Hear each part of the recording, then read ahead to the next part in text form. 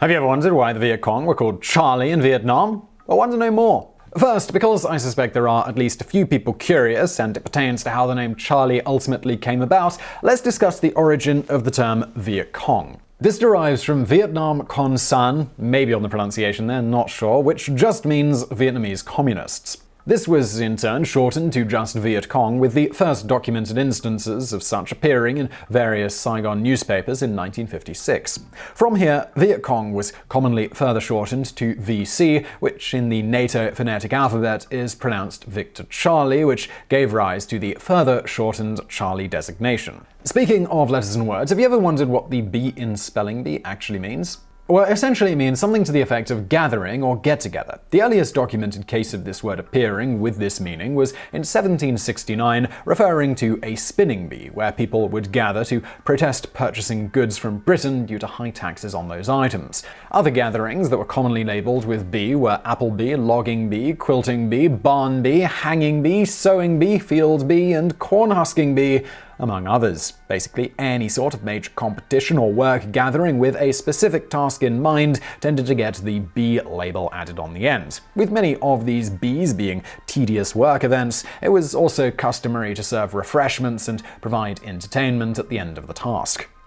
The first documented case of a spelling bee called such was in 1825. However, it is likely that there were spelling bees before this date. This was simply the first time it was written down in print that has survived to today. There are a variety of hypotheses as to where this word derives from. It was long thought that it simply came from the similarity between insect bees working together towards a specific task and a gathering of people to accomplish some task. However, this etymology has no specific documented evidence to support it, and rather it's just speculation. The slightly more popular hypothesis among etymologists is that the actual origin of bee, in this sense of gathering, derives from the Old English bien, meaning a prayer or favor. This in turn gave rise to the Middle English bene, which has more or less the same meaning as bien, except now adding an extra service by a tenant to his lord. Finally, this resulted in bean, meaning help given by neighbors. The British dialectic version of this word is then bee. Speaking of word nerds, who are of course geeks, the first documented case of geek dates all the way back to 1916.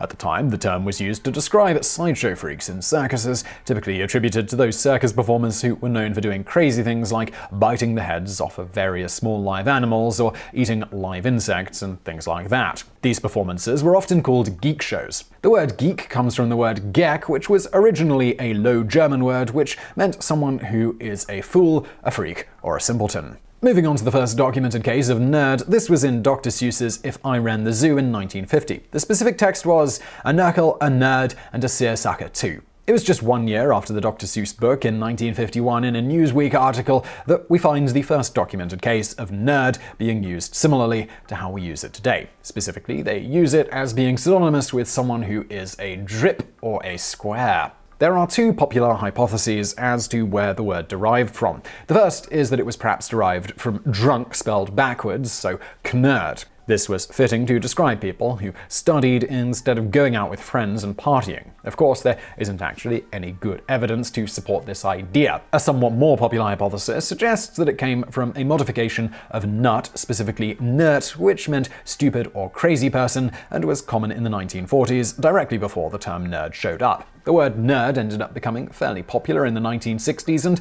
by the 1970s was hugely popularized by the TV show Happy Days, where it was used frequently. And if you're now wondering, before geek, nerd, dork, etc., the proper terms for these same ragamuffins were dewdroppers, waldos, and slackers. Other common old slang words that were somewhat similar in meaning are panty waist, oil can, drip, stinkeroo, mullet, roach, schnookle, kook, dimp, dwarf, squid, auger, square, Joe Zilch, and dud.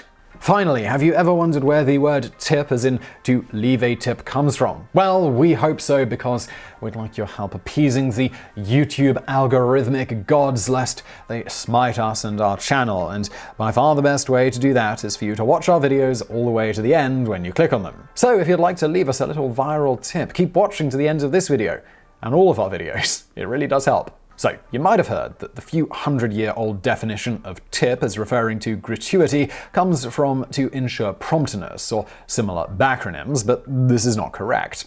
In fact, pretty much any time you've ever heard of a word that originated before the 20th century coming from an acronym, you can be almost certain that it isn't true. As linguist David Wilton states, there is only one known pre-20th century English word with an acronymic origin, and it was in vogue for only a short time in 1886. The word is Calendaries or Calendar, an acronym for the Colonial and Indian Exposition held in London that year. The real origin of the word tip is a bit more obscure than that. In terms of the gratuity definition, it most likely comes from a popular form of speech among thieves, beggars, and hustlers called the thieves' cant, also sometimes called rogues' cant, which arose in Great Britain several hundred years ago with the primary aim of keeping non-thieves and the like from being able to fully understand what the thieves were talking about. An example of this kind of talk taken from the vulgar tongue in 1857 is as follows. I buzzed a bloke and a shakester of a reader and a skin. My jomer stalled. A crosscove, who had his regulars, called out copper bung, so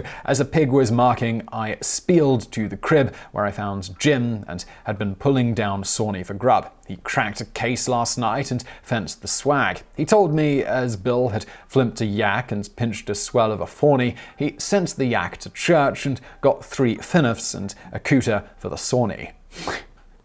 That took a lot of takes. And let's just do a translation of that, shall we? I picked the pocket of a gentleman and lady of a pocketbook and a purse. My fancy girl stood near me and screened me from observation. A fellow thief who shared with me my plunder called out to me to hand over the stolen property, so as somebody was observing my maneuvers, I ran away to the house where I found James had provided something to eat by stealing some bacon from a shop door. He committed a burglary last night and had disposed of the property plundered.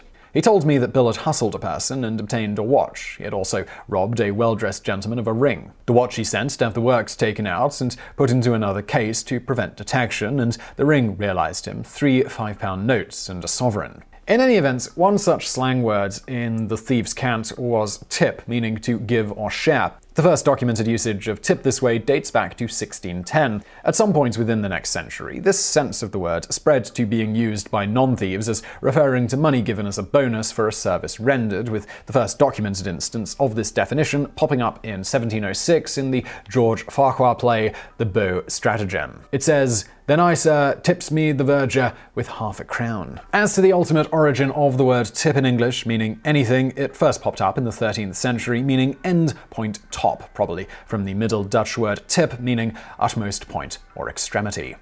And now for a bonus fact. If you ever wondered if a mandatory tip at an establishment is really mandatory as far as the law is concerned, well, we have the case of one Humberto A. Tavares who dined at the Sopranos Italian-American Grill in New York. He failed to leave sufficient funds to cover the mandatory tip of 18%, instead leaving a tip of 10%. The original bill was $77.43. Tavares stated that his group didn't feel the food was very good, so he didn't feel like leaving a large tip. This 8% discrepancy resulted in the owners of said restaurant, Joe and Tina Soprano, calling the police and having Tavares arrested and charged with theft of service. On principle, Tavares went ahead and hired a lawyer rather than just paying the discrepancy and the fines. He won without going to court as the district attorney throughout the case, stating that tips can never be truly mandatory, regardless of posted signs in a restaurant or the restaurant's policy. Another case of someone being arrested in the United States for lack of paying a mandatory tip was the case of John and Pope Wagner after dining with 6 friends at the Lehigh pub in Bethlehem, Pennsylvania. There was a listed mandatory tip of 18% for a group that size, but as they had to wait over an hour before the food they ordered was served, they had to go to the bar to get their drinks refilled as the waitress was nowhere to be found, and